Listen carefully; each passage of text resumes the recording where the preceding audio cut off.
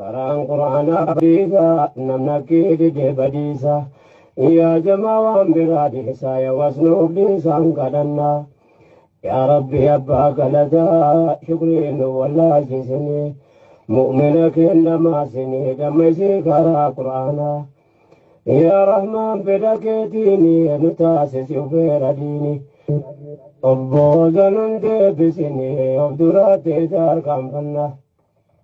yaa nafsii hakuu dadhabduu kan bakka malee na dhaabdu kan waanan ta'aa beediigdu anis immoo dadhabnaan yaa ilaahi nu qajeelchii akhlaaqa keenya nu tolchii imaaniidhaan nu bareechi har'aa borittiin duroomna guyyaa hedduu naa birmatte guyyaa nafsiin koo rakkatte lakkoofnee fixuuf baay'atte shukrii kee deddeebifannaa eessattuu suman kadhadhaa dhabaa dhibeenseetti madda arjooma keetiin abetadha yaa rabbi sumatti yanna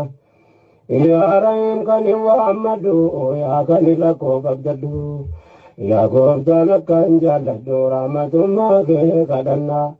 harka kun sitti olqabadhaa ulaa keetirran dhaabbadhaa rakkoo sitti amma gaanfadhaa yaa ilaaha aalamiina allahu allah yaa mootii beeyta waan muraada kooti silaa akka yaada kooti taasisuudha quraana yaa rahmaan nu araaramii baachuu waan dandeenye gulmi kee malee nuun taatu hukmiin gaafas rakkoorraa furamnaa karaan quraanaa badiisa namna keedide badiisa yaa jamaa waan biraa dhiisaa yaa wasnuuf dhiisaan kadhannaa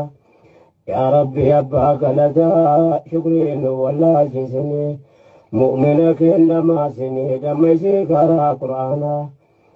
yaa rahmaan fedha keetiini nu taasisi ufeera diini obbooza nun deebisini of duraatti tarkaanfannaa yaa nafsii hakuu dadhabduu kan bakka malee na dhaabdu kan waanan ta'aa beediigdu anis immoo dadhabnaan yaa ilaahi nu qajeelchii akhlaaqa keenya nu tolchii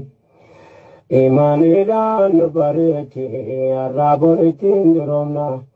guyyaa hedduu naa birmatte guyyaa nafsiin koo rakkatte lakkoofnee fixuuf baay'atte shukrii kee deddeebifannaa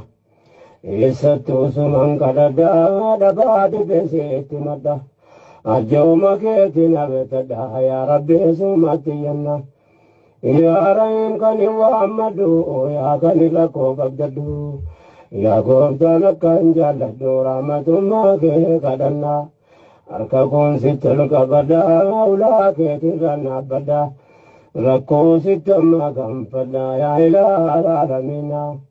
allahu allah yaa mootii beeyta waan muraada kooti